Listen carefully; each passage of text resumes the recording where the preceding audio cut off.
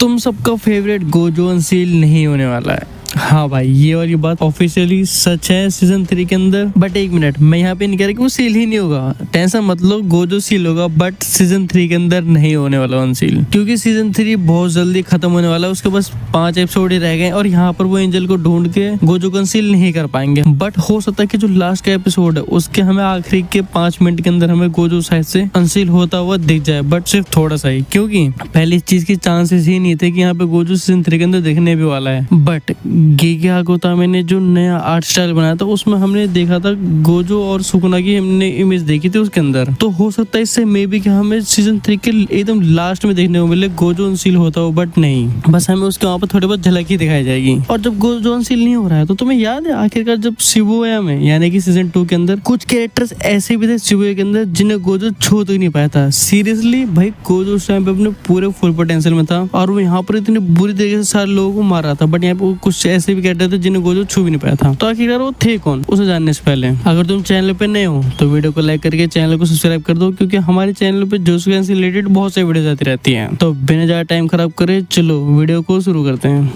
तो जैसे तुम सबको पता है उस टाइम पे जो गोजो था वो बहुत ज्यादा गुस्से में था, क्योंकि जो हनामी और जो थे वो गोजो के सामने ही इतने सारे सिविलियंस को मारे जा रहे थे। यहाँ पर वो इतने ज्यादा जनता को मार रहे थे कि यहाँ पे जो गोजो था वो देख के उसे गुस्सा तो बहुत आ रहा था, बट यहाँ पे अपना डोमेन का इस्तेमाल कर नहीं पाता है। और ये सब का फायदा उठा के जो चोसो है वो भी अपना काम पूरी तरह से करता है, वो भी सारे लोगों को निपटाना चालू कर देता है। और चीजें खराब हो ही रही थी तभी वहाँ पे माहितो भी एंटर कर लेता है और माहितो भी अपने एडेड ट्रांसफिगरेशन से जो दूसरे नॉर्मल इंसान रहते थे उनको भी चेंज करना चालू कर देता है। और वो ऑलरेडी ट्रेन के अंदर इतने सारे ट्रांसफिगरेशन वाले जो ह्यूमंस रहते हैं उनको ले आता है, जिनकी वजह से जो माहौल है वो बहुत ज्यादा खराब हो जाता है। तो इनमें से आखिरकार वो कैरेक्टर कौन कौन से जिन्हें गोजो छू भी नहीं पाया, तो देखो नंबर 3 माहितो। यहाँ पे जैसे गोजो माहितो देखता है तो यहाँ पे वो समझ आता है कि आखिरकार हनामी और यूजी इसी कैरेक्टर की बात कर रहे थे। यहाँ पर वो देखता है कि भाई ये पावरफुल तो है, ऑब्वियस बात है, जब यहाँ इसने अकेले ने ननामी और यूजी को इतनी ज्यादा टक्कर दी तो ऑब्वियस सी बात है ये बहुत पावरफुल तो हो गई। तो यहाँ पर जैसे माहितो गोजो के ऊपर हमला करता है तभी उसकी इन्फिनिटी के बीच में आ जाता है, जिसकी वजह से गोजो को छू नहीं पाता। बट उसी के अगेंस्ट में जो गोजो है वो दोबारा से उसके ऊपर हमला करता तो यहाँ पे उसे वो भी नहीं छू पाता। और यही एक लौता एक ऐसा मोमेंट रहता है जहाँ पे दोनों को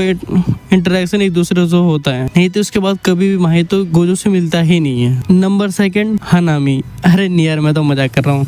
हनामी तो उसने बुरी हालत कर दी थी, गोजो ने उसे तो लिटरली उसने अपनी इन्फिनिटी से ही मार दिया था। यहाँ पे मैंने बात करूँ नंबर 2 पे चोसो की, क्योंकि जो चोसो है वो भी बहुत ज्यादा पावरफुल है और यहाँ पे उसने किंजाकू की बातों को बहुत अच्छे से सुना था, इसलिए यहाँ पर वो गोजो के ऊपर तो हमला करता है बट बहुत दूर से। और जो चोसो है वो यहाँ पे गोजो के पास जाने की बिल्कुल भी गलती नहीं करता, क्योंकि किंजाकू ने उसे पहले समझा दिया था कि इनमें तो अकल है नहीं, ये तो यहाँ पे उसे लड़ेंगे, बट तुम्हें गोजो के ऊपर हमला करना है बट दूर से ही। और एक ही मोमेंट जब आता है जब यहाँ पर गोजो के ऊपर हमला करता है, बट इस टाइम पे भी ये बहुत ज्यादा ही दूर रहता है। लास्ट वाले को जानने से पहले अगर तुम यहाँ तक पहुंच गए थे तुम क्या कर रहे हो यार, वीडियो को लाइक करके चैनल को सब्सक्राइब तो कर दो। नंबर 4 गेतो यानी कि किंजाकू। तो जब यहाँ पे गोजो ने हनामी को भी निपटा दिया और जो को भी इतनी बुरी तरीके से चटका रहा होता है और जो माहितो और चोसो है वो दोनों अपनी दूरी बना के रखते हैं, तभी यहाँ पे जितने भी सारे ट्रांसफिगरेट जो इंसान रहते हैं यानी कि जो मॉन्स्टर बन जाते हैं उन सबको 1 सेकंड के अंदर ही सबको खत्म कर देता है। उसके बाद वो जैसे थोड़ी बहुत सांस ले रहा होता है, जहाँ पे बहुत ज्यादा गुस्सा हो गया होता है, तभी यहाँ पे किंजाकू एंटर कर लेता है और यहाँ पे उसको प्रिज्म रील के अंदर बंद कर देता है।